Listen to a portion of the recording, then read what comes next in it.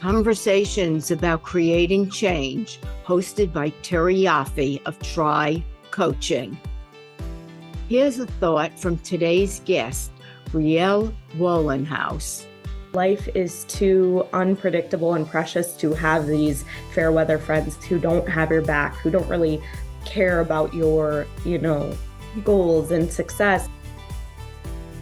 Brielle Wohlenhaus, who at 22 years old is creating change and making a difference by being a voice for her generation, Gen Z. Brielle talks about how she is empowering young individuals to unlock their full potential by making wise decisions, rising above peer pressure, creating goals, and forging through obstacles. Wouldn't we all like to create change in our lives? These compelling and extraordinary conversations can help you make better life choices. Welcome, Brielle. How are you today? I'm doing wonderful. Thank you so much for having me. Oh, are you kidding me? This is such a treat for me to have a young voice for your generation. It's so refreshing. And I watch, or I read your LinkedIn, and you're so profound for somebody your age. It's remarkable to me, because what we hear is, oh, Gen Z, they're lazy, they want everything now. They're, can't think of the word. Instant gratification. Instant gratification. They believe they should have it all in a minute. Tell us a bit about how you got to where you are. Right. Yeah, it was kind of a path of choices that just led to where I am today. I want to say it really started when I was in high school. I quickly realized that I wasn't fitting in with my peers, but I took that as a good thing. All the popular kids wanted to hang out with me. They enjoyed my energy and my presence, but I actually didn't, because I saw a lot of the choices that they were making. And to me, that just entailed a poor repetition of a lifestyle that wasn't going to lead them, very healthy places in life. And ironically, I was right. And so I stepped away from that and really just at a young age even started focusing on making wise decisions that would have tremendous benefits for my future.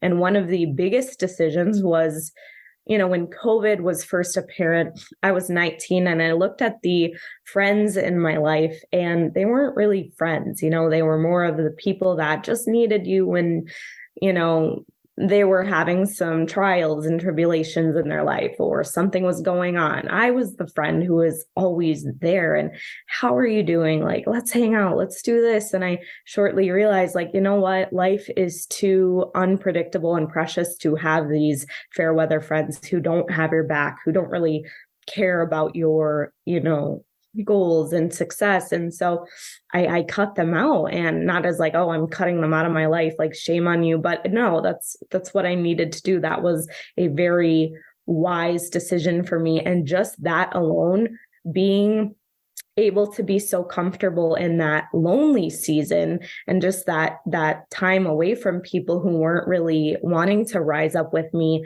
that really put me in a place where I was able to truly love myself and grow. And that just really kind of put things into perspective, having that season of growth. And, I just started to really focus on, okay, what do I want to do with my life? What am I going to do career-wise? Who do I want to be? And even at the age of 19, I didn't know.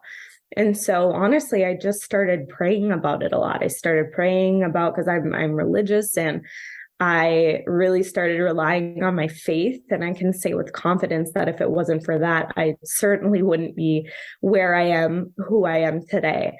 and an ad popped up on my screen at this school in Florida, Palm Beach Atlantic, and it said, God wants you to be here. He has a plan for you. And I was like, that's very interesting, because I got into a couple other schools, such as ASU. I got into their strategic business program.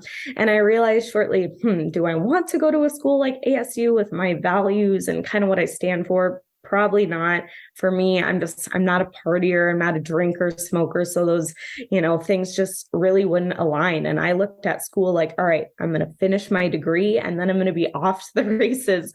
So yeah, that right there led me to Florida. And I made a big move at the age of 20 by myself and just packed up my stuff and headed down there to finish my degree, to start working. And that's also when I hopped on LinkedIn and started to just get this sense of like, you're so passionate about making wise decisions and empowering other people, not only in this generation, but all generations, that's what I needed to do. And so I started to vocalize these messages on LinkedIn, such as, collaborating among the generations, how we need to communicate, how we need to think critically. Because as you mentioned earlier, there is a lot of laziness in my generation. There is a lot of instant gratification and entitlement mindset. And I didn't want anything to do with that. I wanted to be the exception to the rule that says, hey, there are people like me as well trying to raise that bar and not fit in with what the masses are doing and not partake in all these extreme ideologies. And I saw that. I see a lot of lack of purpose and lack of identity in this generation. So all of these different things just kind of compiled up into what I wanted to do, what I wanted to start talking about. And that's only LinkedIn. Go back a million years and I could be you. I also didn't fit in. And when you're a teenager and you're young, it's very difficult because you want to belong and yet you're not comfortable in the belonging. And fast forward, I think becoming a coach and doing my podcast has kind of helped me have a voice as well in creating change, which has always been a passion of mine. And the word I was looking for when I stumbled before was entitlement. So it's amazing, actually, that you found a purpose. And you go to school, you're graduating, and through LinkedIn, you have all of these amazing and great posts on things that maybe a 40-year-old, would even consider, or maybe even not. And you already told us a little bit about a defining moment when you thought you could make an impact. How is this impact impacting you, so to speak, that you're making? So kind of going off of what you just said, it has already brought so much opportunity. I mean, full-time jobs already outside of college and cultivating amazing relationships. Students started seeing my stuff at my school. And so I created an entrepreneurship club with a couple of my best friends. Like all of these different wonderful things have just started from that one step of, yes, I'm going to move. I'm going to hop on LinkedIn. It's like a ripple domino effect. That's the power of making wise decisions. But my purpose has really just given me a bigger reason why of doing this is going to impact so many people. And that makes me feel good helping others. I have an even bigger reason why I do what I do, and that's more personal. But I get to help a lot of people. And when I see people commenting back and leaving, meaningful, engaging DMs and stuff like that, like, thank you, Brielle, you really helped me with X, Y, and Z. Like, that's awesome. Because that's, I think, why we all do what we do is we want to make an impact. We want to help others in some way. So that's why my purpose is so powerful to me. When you talk about a following, especially young people, do they give you any indication of the impact you are making in their lives? Meaning, are they also now going out and trying to create change in some way? I sure hope so. Again, going off of those messages when somebody says, "Hey, Brielle, you helped me in this specific area, and now I'm doing XYZ, I'm acting upon it." I think to answer your question, I would say absolutely.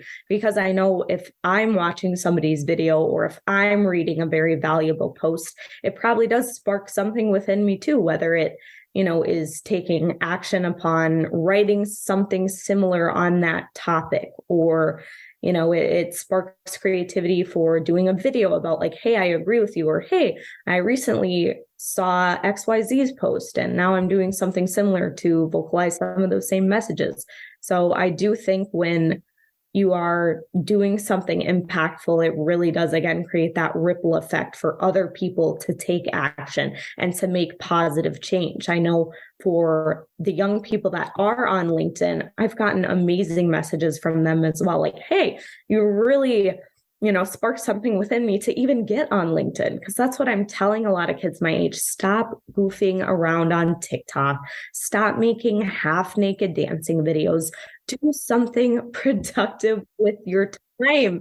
This is the truth. I mean, like, I could sit and talk about that all day, but you know what I mean? I always say, if you're not doing something meaningful, if you're, a business page, a passion page, like if you're not using social media productively, then should you be using it at all? I would say no. So what I picked up on and I really admire is you said yes to something and you ran with it.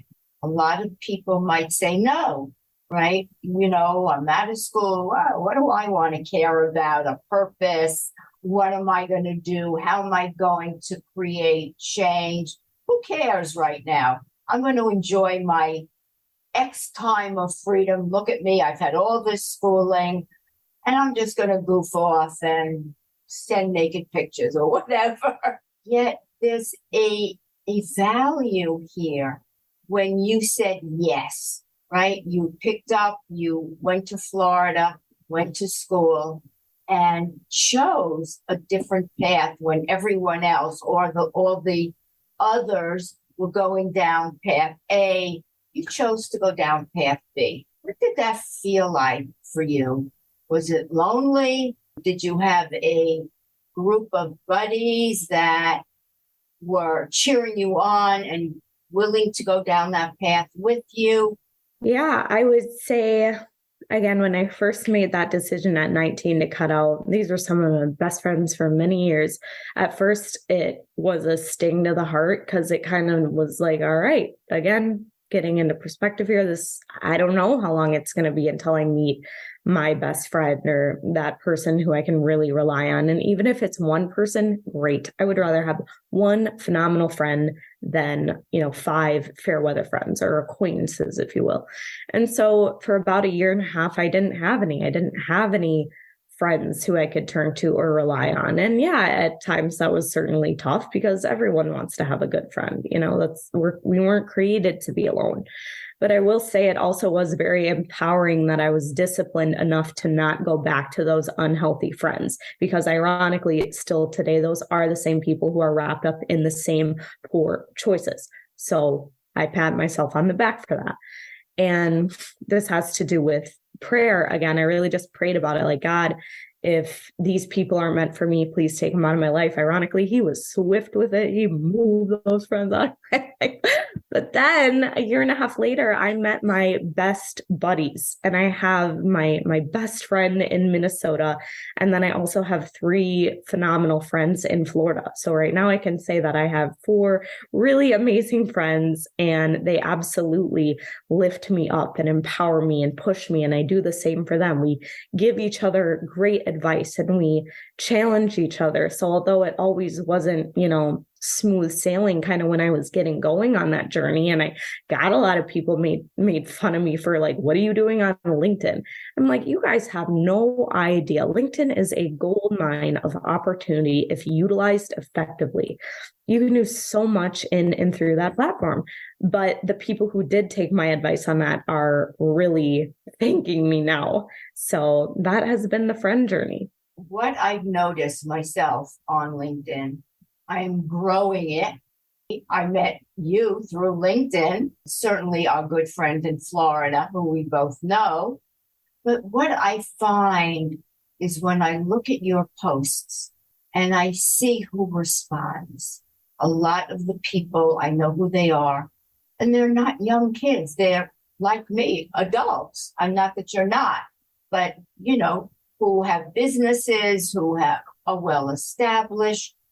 And I see them cheering you on, really. And, there's no BS with them. It's heartwarming to see that you're not only a voice for your generation, truly, and I don't know if you've been told this, but for every generation.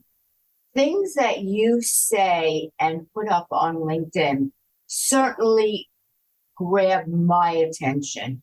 And that when you talk about the importance of developing people across many generations and connecting them and collaborating, I think for me, as an older person who's been a coach for 20 years and a podcaster for a year and a half, I take in and I see and hear what young people are saying. People that are responsible at your age, that really are contributing to the universe, really contributing. And then this one piece you just did on massive transformative purpose. I looked at that and said, and that's a 20-something-year-old saying these things and having these thoughts blow me away. And I honestly, Brielle, I don't get blown away very easily. I've been there, seen it, done it, the whole thing. And I have been following you for a while and said, I think it's time to have some young voices on my podcast, which I had never done. And we reached out, you and my next guest, Andy, and you're creating change and making a difference. And of course, that's what my podcast is all about, creating change. And you can do it certainly at any age. So obviously at this point, your mission, your purpose is creating change by having a voice.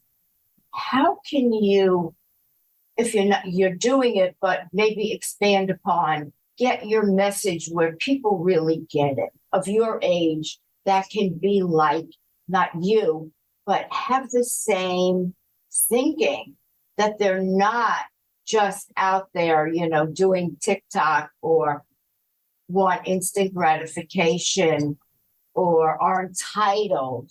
Right. How can we kind of switch that? I think the biggest thing is, first of all, is they see it. They see that somebody their age is doing this, and then they realize it can be possible for me to do the same things, to think the same ways. It's just not going to be the same when somebody older tries to have a breakthrough with them. I wholeheartedly believe that, because it's been the same with me. And so if somebody around their age or their age is trying to really push a message across, I think it will resonate. And I think it will resonate much more efficiently and effectively. And so that's my plan in the future. Once I wrap up some other thing, is getting on other platforms, pushing myself out there on other platforms to reach more and more younger people. I'm aware that LinkedIn is an older demographic. I have a long-term strategy behind it. I also know that some parents are showing their kids my messages, which is great. But I think that's going to be the most powerful thing, is some of these other platforms is expanding. And I know not everyone is going to resonate. You get hate. It just is what it is. But if you're confident enough in your purpose and your message, I think that's all that matters. And again, not conforming. That's a big thing. Let's take men, for example. I know men, because I've seen it so far, will really appreciate a woman in their generation who dresses classy, who is tactful, who has strong morals and values. Because again, unfortunately, you're not seeing that a lot with women nowadays. And with women, if they see somebody like me who is proud of, you can still, like makeup and like your hair. I do. I like taking care of myself. I like my appearance. There's nothing wrong with that. But if they start to see me talking about other things like, hey, your worth, your value isn't external, it stems from within. And these other things, hopefully the wheels will start turning and realizing like, you don't need male validation from out here, because male validation is pretty much meaningless. When it comes to cultivating any healthy relationship, the external factors aren't, what is going to cultivate a phenomenal, long lasting relationship. So these are just the things I think about when I'm creating content and thinking about expanding on other platforms, how I'm going to reach people, how I'm going to resonate with people, and even the little things too. And I think if more and more people start to push that out there and share that, all it takes is one person like me doing this, and then another person starts replicating it, another person starts doing it. And that's how you start creating impactful change. So do you find that the people you reach are mostly more women or girls, young women versus young men? I would say it's about both, because I've also talked to people on campuses. I want to reach both, honestly. I believe they're both so important. Like, it's so crucial for me to reach young girls for many reasons, some is what I just described. But it's also very important for me to reach young men too. And I feel like men don't get as much recognition in that sense as they should. They are under attack for a lot of reasons as well, and they're at risk for a lot of reasons as well. Consumption of the wrong things, again, laziness, like porn, things that are desensitizing, that they're letting rot away their brains, and not putting in the work to work for a woman, but then women aren't valuing themselves. So there's all these different things that coincide with just that piece right there that I'm trying to, again, with my messages, reach both. And again, it's not even in this generation, it is still other generations, but it just seems to be more apparent in this generation. What do you see for yourself when you graduate? What's your trajectory or vision? You've already had a full-time job in reaching people and having a message. Is that something you hope to continue once you graduate? Yeah, absolutely. I have a couple of things planned. So I'll still continue being a content creator and, again, expanding on some different platforms. And, over time, I have some things that I'm planning, not talking about everything yet, but into a full-time business for sure.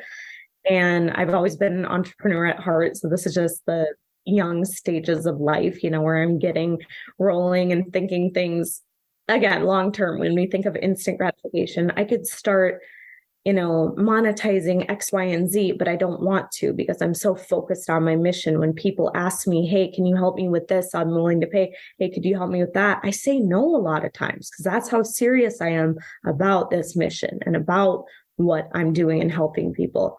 And so, right out of college, again, with these opportunities, I will have a full-time job, but I'll still be monetizing and creating on the side and doing everything with LinkedIn as well as some other things. So that is my plan for out of college. And you talked about an entrepreneurial endeavor. Yeah. So also during COVID, that's how I started to do some side gigs. It's kind of like a web of things. I have taken over people's social media. I have managed their content. I have kind of been like a ghostwriter, done some different marketing and sales things. So there's been a couple different things where I've been able to monetize through LinkedIn without selling my own services right in your face.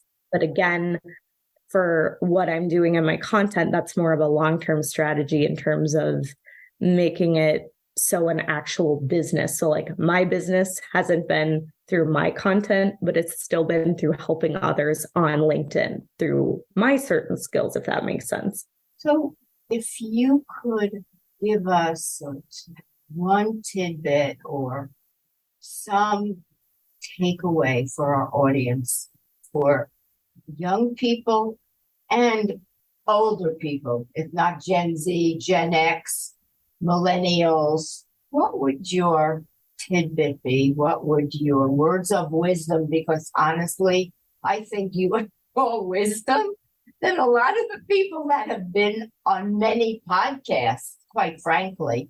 Thank you. That is appreciated. I would say my biggest takeaway or two takeaways would be don't conform and stick to your decisions, stick to making wise decisions. And I think those go hand in hand. We see, as we mentioned briefly earlier, a lot of wild things circulating around in the world today. And I think we also see where a lot of those crazy things have gotten us into some not great places. And I think that is a big reason why, so many people are stuck, is because they are conforming. They're seeing what this person is doing and that person is doing, and they don't feel comfortable enough in their own choices and their own values, morals, whatever it may be. And so they do follow the crowd, but that's where they also get in trouble. And that leads to a unhappy life. And if you're able to be confident enough in yourself, your purpose, whatever your values, I think that not only gives you a great sense of confidence, but it gives you a great sense of fulfillment in life. We have come to that point. Brilliant. Honestly, I am so taken aback by how you speak, what your message is, what your purpose is, that I only hope that everybody who listens could take away something from a young individual such as yourself. I am actually honored to have you here today. It meant so much to me, Brielle. Yeah, thank you so much for having me. I hope everyone enjoys our conversation. What are you doing to create change in your corner of the world? Thank you for joining the conversation. For related content on extraordinary work, visit my website, trycoaching.com. I'll be back in 2 weeks with another conversation. If you enjoyed this podcast, please leave a review on Apple Podcasts and be sure to subscribe to future podcasts so you don't miss an episode. Always remember, when you work with passion and purpose, your work can become extraordinary. You won't want to miss my next guest, another Gen Z, Andy May, a 24-year-old that started from nothing and built a 7-figure business by age 23.